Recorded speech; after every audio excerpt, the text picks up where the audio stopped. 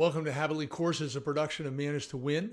Each course is divided into multiple lessons for easy viewing.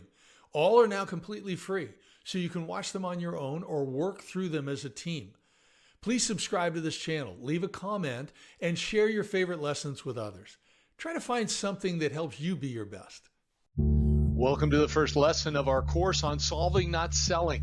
Let's start with 3 of the most common excuses service technicians give for not communicating additional products and services that are needed to fully resolve a current issue or an unexpected problem the tech has identified. These 3 common excuses are fear, cost, and time. This lesson discusses the excuse of fear. One of our foundational beliefs is the primary responsibilities of service technicians are to solve problems in a reasonable amount of time at a fair price and in ways that eliminate the possibility the issues might happen again. However, fear convinces many service technicians to avoid explaining unexpected problems and costs to clients. Then the situation escalates into a major issue that costs a lot more money than if the solution had been implemented more quickly. This lesson discusses what some of these fears are and how to overcome them. Here's an example. Leslie's a service technician whose testing work just completed to resolve a client's issue. Also identified was a new problem. Leslie confirms the estimate that $2,500 of products plus $1,500 of hourly services are needed to make certain this new problem is resolved. This work would also improve the reliability and performance of other people's systems in the organization. However, Leslie is uncomfortable presenting something unexpected to the client, even though the solution resolves a current problem and prevents future issues.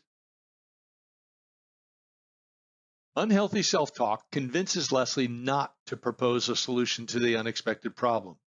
The voice says that would be selling and you never want to be viewed as one of those fast-talking, untrustworthy sales vermin. However, that's not the real issue. Leslie has 2 primary fears. The first is the fear of rejection. The second is the fear of making mistakes. Both communicate the same lie, which is, you'll suffer if you try to solve this unexpected problem. It's better to protect yourself by saying nothing. This will keep you safe. Banning Leafshire talks about these 2 fears on page 73 of his recent book, The 3 Mile Walk. He explains that if we listen to our fears, the lie says we'll be protected, but we won't be. Attempting to live without ever risking failure or rejection is the most dangerous and costly path we can take. We have to realize a choice is positive, neutral, or negative, depending on the outcome. These 2 fears try to convince you that saying nothing is a positive choice because it seems to protect you. The client won't get mad at you. You won't get in trouble. Doing nothing also seems like a neutral decision because it may not hurt your client or your company, at least in the near term. However, these are lies. As service technicians, you're paid to solve problems. Leslie confirmed the unexpected problem. Leslie chose to do nothing about it. There's no long-term positive or neutral in that choice. Instead, Leslie chose an irresponsible, negative decision that hurts the client and Leslie's company. Did you know the best lies are based on a partial truth? Think about that. In our example, Leslie could close out the ticket and say the work was done. However, not all the work was done. The unexpected problem that was discovered was not addressed. Therefore, closing the ticket and saying everything's done is a lie. Don't make that mistake. I'm going to walk you through 8 reasons why promptly communicating unexpected problems is the best approach because you're reporting the full truth and not choosing the wrong decision based on a partial truth. Number 1, cost is not the primary issue. One of Leslie's primary fears is rejection. Part of the reason for this fear is Leslie considers $4,000 to fix the problem a huge amount when Leslie considers it part of Leslie's personal budget. However, the client has millions in revenue and can afford the expense. Leslie's looking through the wrong lens when fear leads her to believe the fix is too costly. It's not Leslie's budget that's going to pay for it. It's also not Leslie's decision whether to spend the money. Number two, the client will be less angry when you promptly communicate issues. Now think about it for a moment. What's going to make them less angry? When you tell them of an unexpected problem and they get to decide whether to pay the cost to resolve it, or if you hide the issue and it blows up on them later. The answer is easy. Just like you, clients want to be informed. Number three, clients want to decide. Clients want more than to be just informed of problems. They want to make the decisions, not you, unless you're going to do the work for free. And you're not going to work for free. You're going to bill them for a reasonable amount of work to fix problems. In some cases, it might be minor. You're going to do it for free, but that's rare. So you're going to bill the client. So you got to let them decide, not you. Number four, clients want the best solution, and they realize at times they have to pay extra for it. The best solution is a solution. It's not hiding the problem. Leslie must present the issue and propose one or more ways to solve it. Number five, you're a problem solver. Leslie likes to solve problems and is good at it. Therefore, play to your strengths and explain to clients how their unexpected problems can be solved.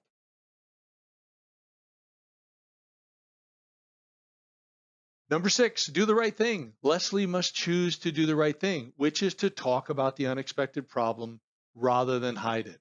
This demonstrates good character and protects the client relationship. Number seven, serve your best.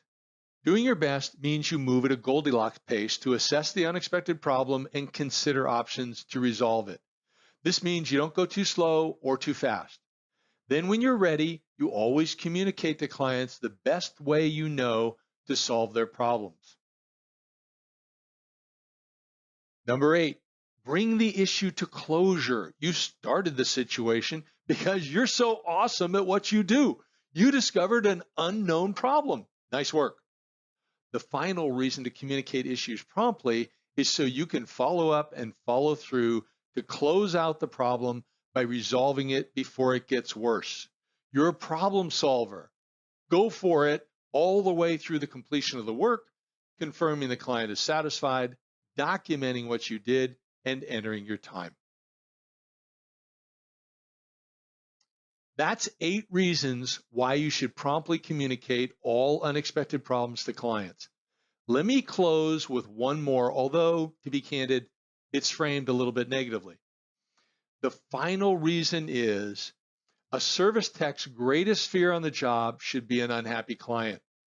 The only way to have happy clients is to keep them informed and do what you do best, which is solve problems. Therefore, say no to lies based on partial truths and the fears they cause. Instead, choose to be a person of good character and courage. Explain unexpected issues promptly, get the client's permission to fix them, and then solve the problems. Hey, it's what you love to do. As we conclude this lesson, let's discuss 7 questions you can ask yourself to overcome these 2 self-centered fears of rejection and/or failure. These questions are designed to help you courageously choose to make the best decisions based on the full truth. Also, you'll protect your relationships with others and serve people by working for the common good. Number 1, do your recommendations solve a real problem? If they do, then you're not selling, you're solving problems. Number 2, have you sincerely offered a general description and price range for what you believe is the best technical solution, or up to 3 options to resolve the issue? One recommendation's fine if you're convinced it's the best value to meet the client's needs. When you suggest multiple options, be prepared to explain each solution along with its positives and negatives and why you feel one overall is best. Again, service technicians propose solutions to solve problems based on your expertise and understanding of the client's needs. There's no selling involved.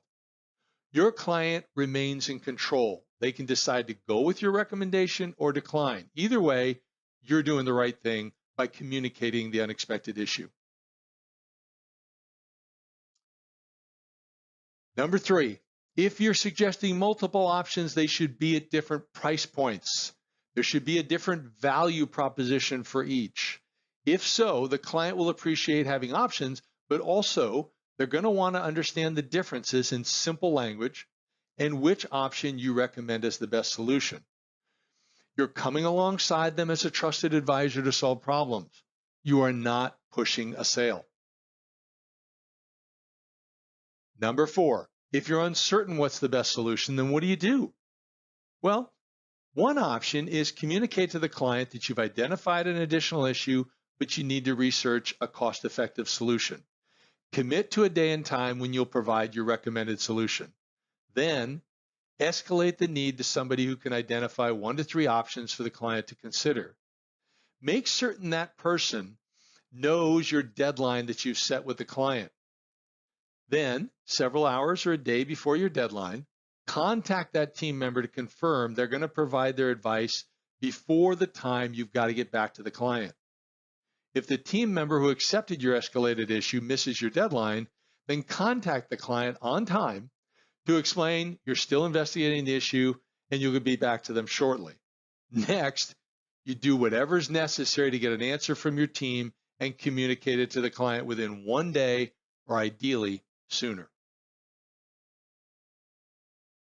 Number 5, what do you do when you know how to solve the problem you identified, but you're not certain how to price it, communicate it to the client, or need assistance in another way? Hey, this happens. It's reasonable. But you don't hide. You don't not communicate. One approach, don't immediately communicate anything to the client, but get your thoughts organized on what the problem is in your proposed solutions and communicate with a team member who manages your company's relationship with that client. Discuss the unexpected problem you identified with them, and then mutually agree on the best approach to communicate the issue to the client. Number 6, what happens if you do nothing about the unexpected issue you identified? For instance, let's say you don't recommend a solution because you're busy. Maybe you're afraid of making a mistake or afraid of having your advice rejected. The answer is simple if you know what you're doing as a service tech. The issue you identified is going to cause downtime, poor system performance, and/or lower productivity at your client. All these outcomes hurt the client and your company's relationship with them because you choose to remain silent about a potential issue. Therefore, your decision to do nothing is not a neutral or a positive decision. It's a negative decision that hurts everybody. Make a different decision. You've been hired to solve problems. Find a way to solve the problem. You can do it. Number 7, how do you stop fear from convincing you not to do your job? One effective approach is to remind yourself that you're a great problem solver. That's why you do what you do. It's meaningful to you and it's in the best interest of your clients. Plus, you're good at it. The main issue is how to present your ideas, not whether to present them. We're almost completed with the first lesson of this course on solving, not selling. We talked about how the fear of rejections and/or making mistakes can tempt us to violate our core beliefs and irresponsibly convince us not to solve problems we've expertly identified. Respectfully and professionally presenting our advice is not selling. In contrast, we're solving problems by explaining what we see, the risks to the client, the options to resolve the issue, and then allowing them to decide whether to act on our advice. Answer this question. Is recommending a client buy additional services or products solving a problem or selling them something? The answer is clearly that you are solving problems. Is fear negatively affecting your relationships? Our experience is fear affects everyone's decision-making skills in varying degrees. Therefore, apply something you learned in this lesson to overcome your less effective behaviors with new, more powerful habits or processes. Work with someone else or a small team for accountability and encouragement. Knowledge has no value unless it's applied, so please do something with what you learned. We encourage you to pass the exam below to complete this lesson and proceed to the next lesson. Fear is the first excuse service technicians give for not communicating additional products and services that are needed for unexpected problems, or maybe you're working on an existing issue and you just need more time, it wasn't estimated. Cost is the second common excuse. We talked about that briefly. We're going to expand on it in the next lesson. Go for it. Thank you very much.